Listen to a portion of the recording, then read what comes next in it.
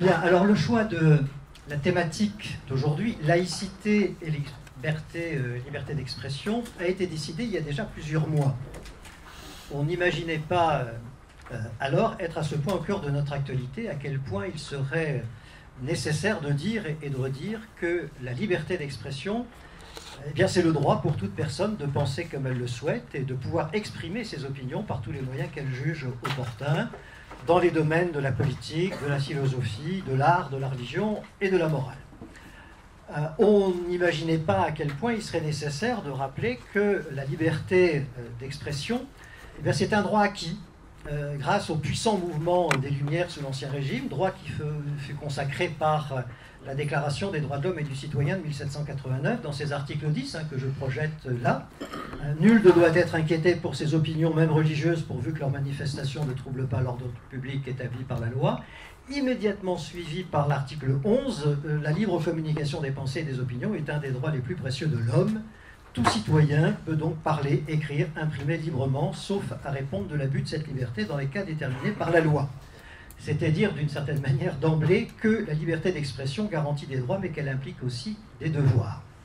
On n'imaginait pas qu'il serait nécessaire de rappeler que l'article 19 de la Déclaration universelle des droits de l'homme de 1948 stipule « Tout individu a droit à la liberté d'opinion, d'expression », ce qui implique le droit de ne pas être inquiété pour ses opinions et celui de chercher, de recevoir et de répandre sans considération de frontières les informations et les idées par quelque moyen d'expression que ce soit.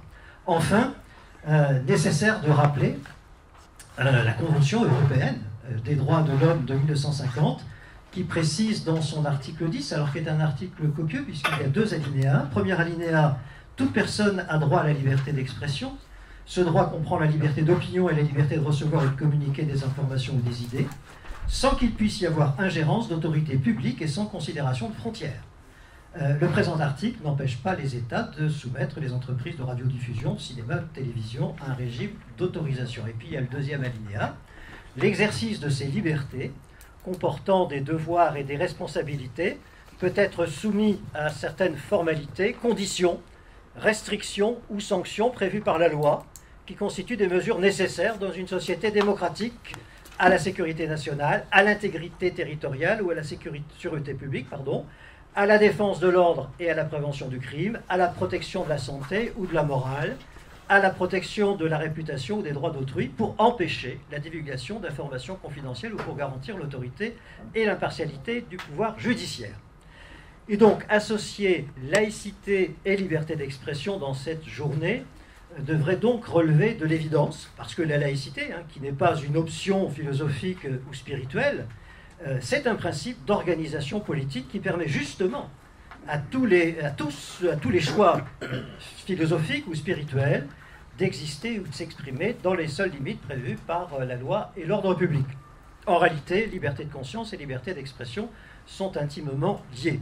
Et c'est bien la laïcité qui garantit la liberté de conscience, la liberté de porter des idées, de contester et de critiquer celles des autres, toujours bien sûr dans les limites permises par la loi. C'est bien la laïcité qui garantit la liberté d'expression.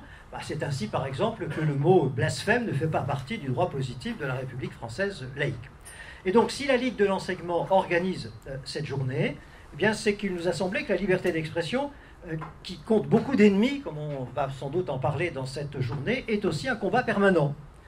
Rien n'est jamais acquis définitivement, comme l'a écrit par exemple Marie Kuhlmann dans son livre « Censure et bibliothèque », je la cite, « La censure apparaît comme un acte symbolique par lequel le censeur tente de museler les peurs qui le hantent, d'échapper aux dangers qui l'assaillent, ou au destin dont il se sent menacé. Les hommes ont toujours cru pouvoir faire disparaître les forces qui leur semblent hostiles en supprimant les textes dans lesquels ils s'incarnent. » Alors ce qui complique les choses, c'est que la demande de censure, ou la censure elle-même d'ailleurs, peuvent partir d'une bonne intention défendable, comme le note Emmanuel Pierrat, à qui on va donner la parole dans un instant, dans son ouvrage « Nouvelle morale, nouvelle censure », je vous cite, cher Emmanuel Pierrat, « Nous pouvons, dites-vous, être nos propres ennemis, armés des meilleures intentions et capables des pires résultats. » En fait, la censure peut se trouver partout, a la tendance à se banaliser et risque de se généraliser, de paralyser et même d'enfermer. Certains utilisent la violence pour interdire. Certains vont même jusqu'à tuer. On l'a tristement constaté avec les horreurs intervenues dans notre pays en 2015. Des millions de personnes sont alors descendues dans la rue pour affirmer la liberté d'expression en matière religieuse. Alors il arrive que la censure soit même intériorisée, parfois dans les mondes de l'édition, du cinéma, des arts en général, mondes qui se sentent parfois obligés de recourir à des avocats pour s'auto-censurer en amont. Cette autocensure peut devenir si familière, presque quotidienne, que son caractère inadmissible n'est pas toujours vraiment perçu. On a encore vu récemment de vifs débats sur la publication d'œuvres, je pense aux œuvres de Céline, aux œuvres de Maurras, ce qui pose d'ailleurs une autre question. Doit-on distinguer chez un auteur de romans, de films, son œuvre et sa vie? Alors cette censure peut venir de l'État, de religions, de communautés, d'individus ou de groupes de pensée qui s'attaquent à tout ce qui ne cadre pas avec leur idéologie. La censure qui pouvait être étatique devient, alors ça c'est l'écrivain Karim Akouche qui le dit, communautaire. On assiste en quelque sorte à une extension de ce qu'il appelle les professionnels des ciseaux et de la muselière. Oui, le sujet est donc malheureusement d'actualité. Et en ouverture de cette journée, comment ne pas rappeler un événement récent? Je veux parler de cette action effarante contre les suppliantes d'Eschyle. On se souvient qu'une représentation qui devait avoir lieu le 25 mars dernier à la Sorbonne a été rendue impossible. Alors, elle a heureusement été jouée depuis, mais rendue impossible à l'époque à cause d'une protestation d'organisations défendant les Noirs, auxquelles on a vu se joindre d'ailleurs une organisation étudiante, l'UNEF. Ces organisations demandaient l'annulation de la représentation au nom de la lutte contre le racisme.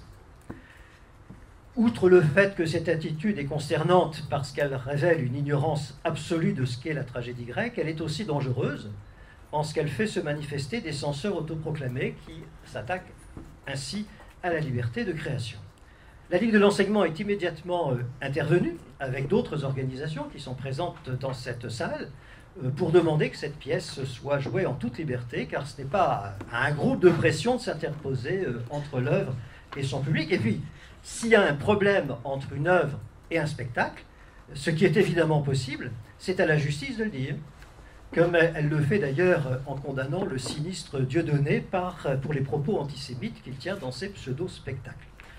Bien évidemment, la lutte contre toutes les formes de racisme, dont les racismes visant les Noirs, les Arabes, les Juifs, est plus que jamais nécessaire.